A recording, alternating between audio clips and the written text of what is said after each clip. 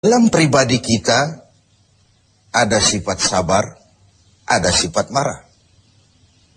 Kalau sabar yang lebih dominan kita disebut penyabar. Kalau marah yang lebih kuat kita disebut pemarah. Sesabar apapun orang dia mesti punya sifat pemarah. Sepemarah apapun orang dia mesti punya sifat sabar. Nah, ibadah puasa mendidik kita agar lebih mendominankan sifat-sifat yang terpuji, sifat-sifat yang mulia. Nah, salah satu dari sifat itu adalah sabar. Sebuah hadis baginda Rasul menyatakan as-siyamu junnatun. Fa idza kana yaumus siyami ahadikum fala yarfus wa la yafsuq wa in sabahu ahadun aw qatalahu falyaqul inni sha'im inni sha'im. Puasa adalah dinding, benteng. Apabila salah seorang kamu tengah berpuasa, janganlah berkata keji, berkata kotor. Kalaupun ada orang mencaci maki dia atau mengajaknya dia berkelahi, bertengkar, hendaklah dia berkata, maaf, saya sedang sabar. Maaf, saya sedang sabar. Perlu benteng dalam kehidupan ini supaya kita tahu diri. Mana coupling yang boleh kita langkahi, mana yang tidak. Mana hal yang harus kita lakukan, mana yang tidak. Bahwa kita mau cepat naik pangkat, boleh. Tapi harus ada sabar, ada cara. Bahwa kita kepengen cepat jadi orang kaya, boleh. Tapi sabar, ada cara. Seperti kita puasa sekarang ini, bahwa perut ini sudah melilit, tenggorokan sudah kering bukan main, ada, boleh, sabar, ada waktunya. Bahkan luar biasa dilatih sabar pada saat kondisi sedang peka. Dalam keadaan lapar dan haus, orang itu kan peka. Sedikit tersinggung temperatur naik. Dikala itu orang diperintahkan sabar. Kalau perut kenyang, tidak haus, uang ada, badan sehat, disuruh sabar. Sabarlah orang. Tapi pada kondisi yang peka seperti ini, 1 bulan ini, untuk menghadapi 11 bulan sesudahnya, bagaimana sabar bisa menjadi bingkai kehidupan kita. Sabar di dalam mencari harta, sabar di dalam mengejar karier, sabar di dalam mengembangkan nilai-nilai luhur. Sehingga dengan adanya bingkai kesabaran ini, hidup kita 11 bulan sesudah Ramadan nanti dihiasinya dengan nilai-nilai yang indah dari bentuk kesabaran. Kemudian, kapan kita harus melaksanakan sabar itu? Umumnya di 3 tempat. Pertama, sabar dalam melaksanakan taat. Sabar dalam melaksanakan apa yang diperintah oleh Allah. Karena pada saat kita sudah mengikrarkan diri, bersedia menjadi pelaksana perintah Allah, kala itulah cobaan, godaan, tantangan, rintangan selalu datang. Iblis, musuh utama kita, tidak pernah berhenti sekejap pun. Tiap kali kita berencana untuk melaksanakan taat, tiap saat itu pula iblis mengatur rencana bagaimana menggagalkan ini. Kita ingat dalam sejarah kurban, ketika Ibrahim diuji oleh Allah, turun perintah menyembelih putranya, ujian melaksanakan taat. Ialah kalau orang lain, anak cuma sebiji mata wayang, buah hati belahan jantung, pelanjut cerita penerus sejarah, sudah lama diharapkan. Turun perintah seakan Tuhan ingin berkata, Ibrahim, kau memang cinta kepadaku. Tapi setelah kau punya anak, masuk cinta anak ke dalam hatimu.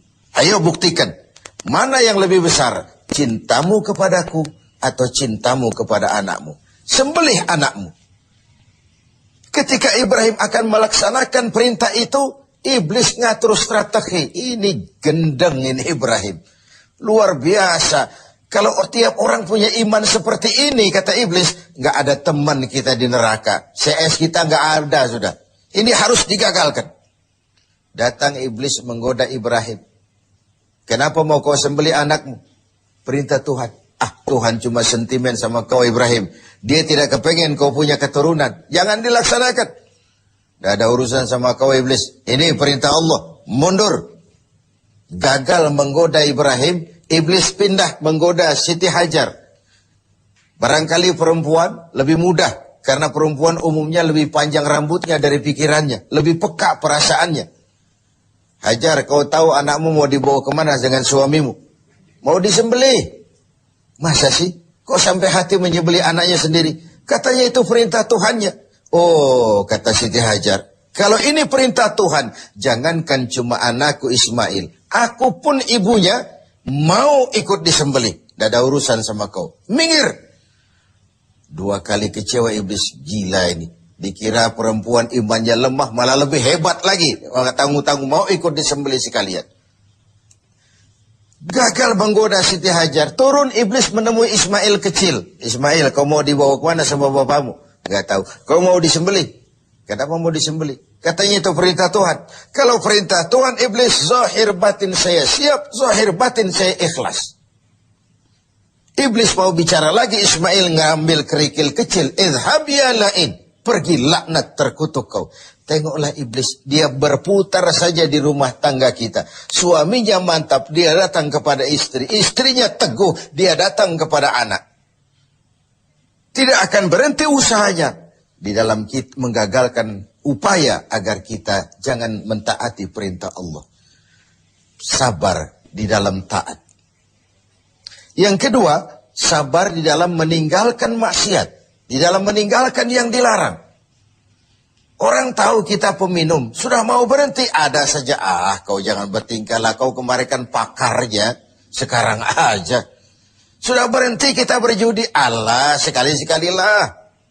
Sekali-sekali gak apalah. Banyak saja bujukan, rayuan agar kita kembali kepada penyakit lama.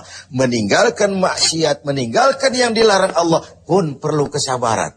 Karena bukan main godaannya. Sebagaimana halnya juga dengan puasa ini. Puasa di Jakarta, di kota-kota besar, insya Allah pahalanya lebih besar daripada puasa di desa terpencil. Kenapa? Godaannya tidak seberat di kota besar. Di kota besar kita lihat tulisan gede-gede, hormati orang puasa. Di bawah yang makan biasa. Ini sebuah potret. Semakin tinggi nilai taat, semakin tinggi keinginan meninggalkan maksiat, semakin berat juga cobaan dan bisikan iblis. Maka semakin diperlukan kesabaran itu. Lalu tempat yang ketiga, sabar di dalam menghadapi musibah. Sabar dalam menghadapi kesulitan, cobaan, ujian. Baik dia dalam bentuk yang menyenangkan, maupun dalam bentuk yang tidak menyenangkan. Kalau bukan sabar yang jadi bingkai, maka ketika datang kesusahan, kita akan seperti ayam sampar, hidup segan mati tak mau, bagai kerakap tumbuh di batu. Tetapi kalau bingkainya adalah sabar, kita akan seperti karang di tengah samudra, dihantam gelombang yang bagaimanapun besarnya, dia tetap tegar, berdiri dengan kokohnya. Begitulah orang-orang beriman yang diberikan bingkai sabar sebagai hasil pelaksanaan ibadah puasanya. Nah, sabar ini tentu tidak ada habisnya. Pada tatanan dan situasi tertentu ada batasnya memang. Tapi secara umum tidak boleh kita berkata habis sudah sabar saya. Ya mungkin dalam hal itu. Tapi dalam hal lain tidak boleh sabar itu habis dalam kehidupan kita. Hanya orang-orang yang diberikan sifat sabar ini. Seperti sudah dicontohkan bagaimana sabarnya Ibrahim. Bagaimana sabarnya Siti Hajar. Bagaimana sabarnya Ismail.